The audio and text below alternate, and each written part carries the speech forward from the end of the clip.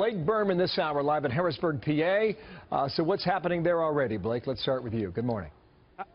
Yeah, Bill, you said it feels like an election day all over again. That is exactly right, at least here in Harrisburg, Pennsylvania, the state capital.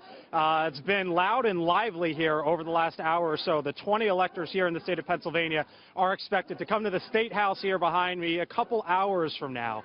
As you've been talking about, there is this last-ditch push and a PR effort along with that by some of Hillary Clinton's supporters to try to get Mr. Trump's supporters to become what is known as a so-called faithless elector, that being an elector who might go in a different direction. However, that has been a very, very rare case in American politics. For example, the last sole faithless elector was all the way back in 2008.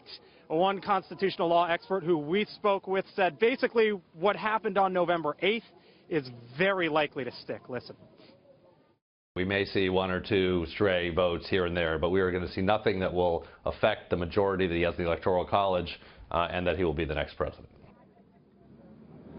This officially gets formalized in Washington, D.C. a couple of weeks from now when the new Congress convenes first week of January when those votes come in, Bill. So we've heard about some of these pressures, and we heard that gentleman talk about a death threat last hour. What kind of pressure are you hearing about that they're receiving? Blake? Well, take a look at behind me here on the steps here of the State House. These are probably a few hundred protesters. They've been largely peaceful. You could read the signs. You know exactly what they are trying to get accomplished here.